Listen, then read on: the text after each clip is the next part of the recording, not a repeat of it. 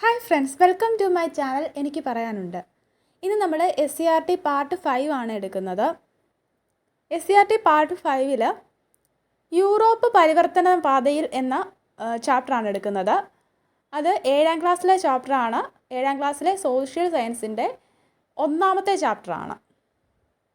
ചിലർക്കെങ്കിലും ഒരു ഡൗട്ട് കാണും, SCERTയുടെ ചില ചാപ്റ്റേഴ്സ് പഠിക്കേണ്ടതുണ്ടോ, ഈ ഫാക്ട്സ് ഒക്കെ ചോദിക്കുമോ എന്ന്. ഉറപ്പായിട്ടും ചോദിക്കുന്ന ചാപ്റ്റേഴ്സാണ് ഇടുന്നത്. ക്ലാസ് ഇടുന്നതെല്ലാം ചോദിക്കുന്നത് തന്നെയാണ്. അതിനകത്തിൽ നിന്നൊക്കെ ചെറിയ ചാപ്റ്റേഴ്സിൽ നിന്നൊക്കെ ആണെങ്കിലും ചോദ്യങ്ങൾ വന്നിട്ടുണ്ട്. നിങ്ങൾ പ്രീവിയസ് ഇയർ ക്വസ്റ്റ്യൻസ് നോക്കിക്കഴിഞ്ഞാൽ അറിയാനായിട്ട് പറ്റും. യൂറോപ്പ് പരിവർത്തന പാതയിൽ നമുക്ക് നോക്കാം. കിഴക്കൻ റോമാ സാമ്രാജ്യത്തിൻ്റെ തലസ്ഥാനമായിരുന്നത് ഏതായിരുന്നു? കോൺസ്റ്റന്റാനോപ്പിൾ ആയിരുന്നു, ഇന്നത്തെ ഇസ്താംബൂൾ. കിഴക്കൻ റോമാ സാമ്രാജ്യത്തിൻ്റെ തലസ്ഥാനമായിരുന്നത് കോൺസ്റ്റന്റാനോപ്പിൾ ആയിരുന്നു. തുർക്കികൾ കോൺസ്റ്റന്റാനോപ്പിൾ കീഴടക്കിയ വർഷം 1453-ലാണ്. 1453-ലാണ് തുർക്കികൾ കോൺസ്റ്റന്റാനോപ്പിൾ കീഴടക്കുന്നത്. നവോത്ഥാനത്തിൻ്റെ പിതാവ് ആരാണ്? നവോത്ഥാനത്തിൻ്റെ പിതാവ് പെട്രാർക്കാണ്. പെട്രാർക്കിൻ്റെ പ്രശസ്തമായ കൃതിയാണ് സീക്രട്ടം. സീക്രട്ടമാണ് പെട്രാർക്കിൻ്റെ പ്രശസ്തമായ കൃതി. അപ്പം നവോത്ഥാനത്തിൻ്റെ പിതാവ് പെട്രാർക്കാണ്, അദ്ദേഹത്തിൻ്റെ കൃതിയാണ് സീക്രട്ടം.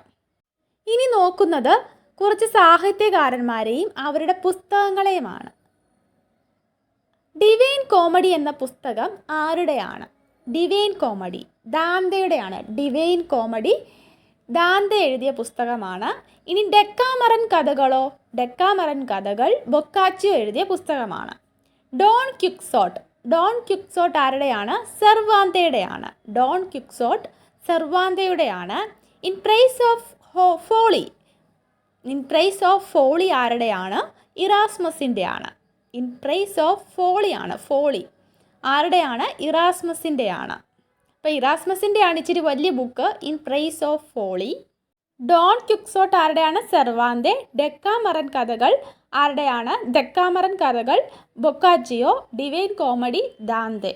ഓർത്തിരിക്കുക. നമ്മൾ സാഹിത്യകാരന്മാരെ അവരുടെ പുസ്തകങ്ങളും പഠിച്ചു. ഇനി ചിത്രകാരന്മാരും അവരുടെ പ്രശസ്തമായ ചിത്രങ്ങളുമാണ് പഠിക്കുന്നത്. അന്നത്തെ കാലത്തുണ്ടായിരുന്ന ചിത്രകാരന്മാർ, അവരുടെ പ്രശസ്തമായ ചിത്രങ്ങൾ നമ്മൾ കുറേയൊക്കെ കേട്ടിട്ടുള്ളതാണ്. ലിയോനാർഡോ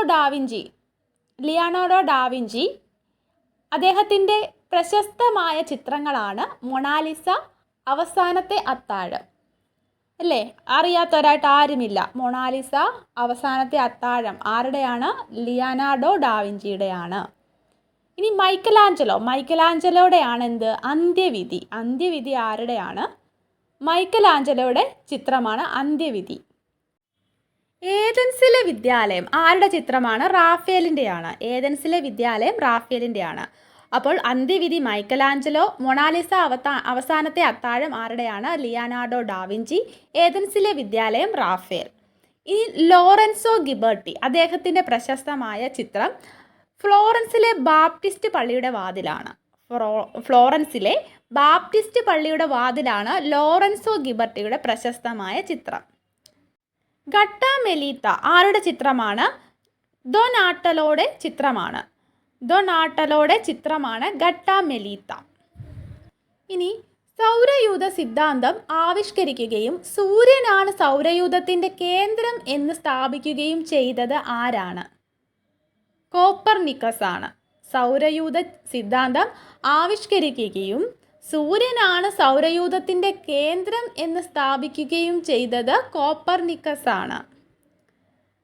ടെലിസ്കോപ്പ് വികസിപ്പിക്കുകയും അതിലൂടെ സൗരയൂഥ സിദ്ധാന്തം ശരിയാണെന്ന് തെളിയിക്കുകയും ചെയ്തത് ആരാണ്? ഗലീലിയോ ഗലീലിയാണ്. അപ്പം സൗരയൂഥത്തിൻ്റെ കേന്ദ്രം സൂര്യനാണ് എന്ന് സ്ഥാപിച്ചതാരാണ്? കോപ്പർനിക്കസ് ആണ്. തെളിയിച്ചതാരാണ്? ഗലീലിയോ ഗലീലിയാണ്. ടെലിസ്കോപ്പ് വികസിപ്പിച്ചതും ആരാണ്? ഗലീലിയോ ഗലീലിയാണ്. അച്ചടി യന്ത്രം കണ്ടുപിടിച്ചത് ആരാണ്? ജൊഹാനസ് ഗുട്ടൻബർഗ് ആണ് അച്ചടി യന്ത്രം കണ്ടുപിടിച്ചത്. മതനവീകരണം ആരംഭിച്ചത് എവിടെ? മതനവീകരണം ആരംഭിച്ചത് ഏത് രാജ്യത്താണ് എന്നാണ് ചോദിച്ചിരിക്കുന്നത്. ഏത് രാജ്യത്താണ്? ജർമ്മനിയിലാണ് മതനവീകരണം ആരംഭിച്ചത്. മതനവീകരണത്തിന് നേതൃത്വം കൊടുത്തത് ആരാണ്? മാർട്ടിൻ ലൂതർ ആണ്. ജർമ്മനിയിൽ മതനവീകരണത്തിന് നേതൃത്വം കൊടുത്തത് ആരാണ്? മാർട്ടിൻ ലൂതർ ആണ്. വ്യവസായ വിപ്ലവം ആരംഭിച്ചത് എവിടെ? ഏത് രാജ്യത്താണ് വ്യവസായ വിപ്ലവം ആരംഭിച്ചത്? ഇംഗ്ലണ്ടിലാണ് വ്യവസായ വിപ്ലവം ആരംഭിച്ചത്. അപ്പം മതനവീകരണം ആരംഭിച്ചത് ജർമ്മനി, വ്യവസായ വിപ്ലവം ആരംഭിച്ചത് ഇംഗ്ലണ്ട്, മതനവീകരണത്തിന് നേതൃത്വം കൊടുത്തത് ആരാണ്? Martin Luther king.